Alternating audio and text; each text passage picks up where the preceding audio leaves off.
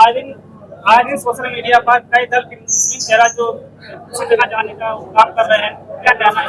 नहीं, कौन कहाँ जा रहा है इससे हमें नहीं मतलब है। बहुजन समाज पार्टी ने भागीदारी के तहत जो मुस्लिम समाज की भागीदारी बनती है, 80 लोकसभा का सीट है उत्तर प्रदेश में, 20% लगभग आबादी है, उसके आधार पर मुस्लिम समाज की भागीदारी, ब्राह्मण समाज की भागीदारी, क्षत्रिय समाज की, वैश्य समाज की, पिछड़े समाज की दी जा रही है। और इससे इंडिया एनडीए दोनों गठबंधन में बड़ी घबराहट है कि बहुजन समाज पार्टी जिस तरीके से कैंडिडेट दिया है, निश्चित है कि बड़े दल के रूप में उत्तर प्रदेश में बहुजन समाज पार्टी आएगी।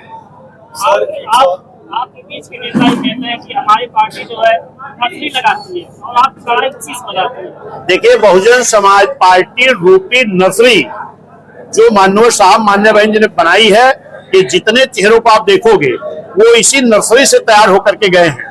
और जो जनता है वो देख रही है कि ये नेता जो भगोड़े हैं, ये जा करके अपनी बेटी का भला, अपने बेटे का भला और अपना रसमलाई खाने के लिए भाग रहे हैं।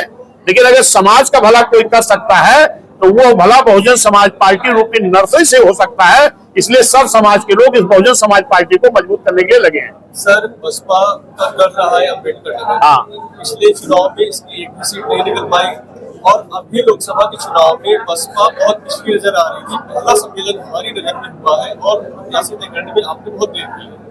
काडर आधारित पार्टी का इतना पीछे होना आपकी चुनावी तैयारियों को पीछे नहीं करता है? देखिए, आपको जानकारी नहीं है, बहुजन समाज पार्टी की राष्ट्रीय अध्यक्ष मान्या बहन जी के निर्देश पर लगभग 4-5 महीने से हमारे बीच में, क्योंकि बीएसपी कैडर बेस्ड पार्टी है, पूरे उत्तर प्रदेश में 403 विधानसभा है, प्रतिदिन 4-5 महीने से 2 सेक्टरों का कैडर कैंप लगातार कर रहा है। और बहुजन समाज पार्टी का कार्यकर्ता वर्कर इतना मजबूत, इतना सक्रिय है कि आपको आज ये दिखाई पड़ रहा है। अभी इसके पहले जिस दिन मोहम्मद कलाम साहब को प्रभारी बनाया गया था, उस दिन प्रशासन की नाकामियों के नाते पूरा शहर जाम हो गया था। उस पर हमारे जिलाध्यक्ष पर मुकदमा लगाया गया, जबकि कमी प्रशासन की थी। अगर हमने मजबूती के साथ अपने कैंडिडेट घोषित करने के लिए हमने परमिशन लेकर के अगर सभा की, ये जिम्मेदारी प्रशासन की है। तो ये नहीं है, बहुजन समाज पार्टी के साथ बहुत मजबूती से लोग लगे हैं। और जहां तक दूसरा सवाल आपका आया कि कैंडिडेट बहुजन समाज पार्टी का चुनाव निशान हाथी है। हाथी का प्रचार कैडर बेस से हम लोग लगातार कर रहे हैं।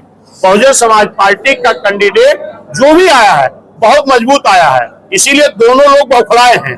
हमारे पास एक मुस्लिम समाज का 3.5 लाख वोट है और हमारा एससी समाज का वोट, क्योंकि अम्बेडकर नगर बीएसपी का गढ़ है, आप बता रहे हैं ना, यहाँ 5.5 लाख वोट हमारा एससी समाज का है। 5.5 3.5 9 लाख होता है। बाकी प्रजापति, पाल, नाई, विश्वकर्मा, लोहार, हर समाज के लोग, चाहे जिस समाज के हों, यहाँ तक कि न्याय पसंद ब्राह्मण, क्षत्रिय, वैश्य समाज के लोग भी। ये देखिए, आपके बीच में राजेश सिंह जी बैठे हैं, मनोज वर्मा जी बैठे हैं, प्रजापति जी बैठे हैं, निषाद बलराम निषाद जी बैठे हैं।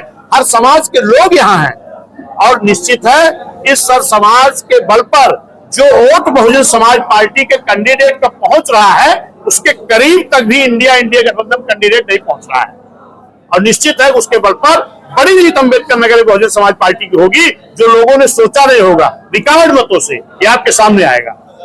जैसे आपने भगोड़े की बात की, हाँ, अम्बेडकर नगर का तो समझ में आता है, हाँ, लेकिन यहाँ अभी 10 दिन पहले तक सक्रिय पार्टी को आपने फैजाबाद में दोनों में क्या विरोधाभास नहीं है? या तो मतलब ये तो आप एक वर्कर की बात कर रहे हो, सचिदानंद पांडे की। भारतीय जनता पार्टी में जितने लोग देखोगे, चाहे समाजवादी में, एक दो नहीं, सब के सब, त्रिभुवन दत्त जी बसपा से, राकेश पांडे बसपा से, लालजी वर्मा बसपा से, सुल्तानपुर चले जाओ, सीताराम वर्मा बसपा से, राज बहादुर क्या नाम, राज उपाध्याय बसपा से, विनोद सिंह बसपा से। कैसी बात आप कर रहे हो?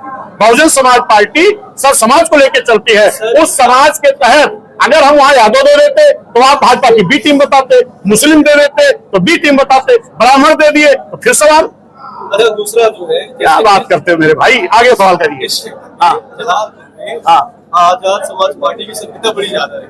पिछली बार सबसे किसकी? आजाद समाज पार्टी, चंद्रशेखर आजाद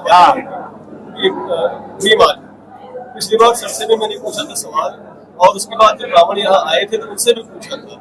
कुल मिला के बहुजन की शिक्षा चीज है, एक ही पार्टी की एक ही विचारधारा की ऊपर की ये आपके मूवमेंट को कमजोर तो नहीं कर रहा है? अगर विचारधारा एक होती, क्योंकि जो बातें आप करते हैं वही बातें वो बातें नहीं करते। दोनों में सुनो तो, वो बातें नहीं करते। अगर विचारधारा एक होती तो अलग दल नहीं बनाते।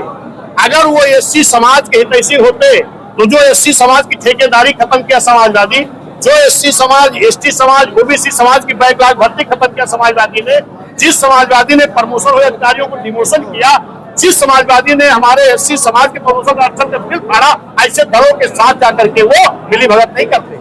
ऐसे दलों के सामने 2 टिकट के लिए नहीं रोते विधानसभा में, और फिर इस बार रोते रहे। लेकिन वो समाजवादी जब एससी समाज ठेकेदारी खत्म किया, जब एससी समाज प्रमोशन का आरक्षण का बिल फड़वाया, जब एससी समाज के लोगों का डिमोशन किया, जब एससी एसटी बैकवर्ड की जो हमारी बैकलॉग भर्ती थी इसको रोक लगाया, तो ये क्यों उम्मीद लगाए बैठे हैं? और अगर इनकी विचारधारा एक होती तो बहुजन समाज पार्टी से अलग नहीं जाती।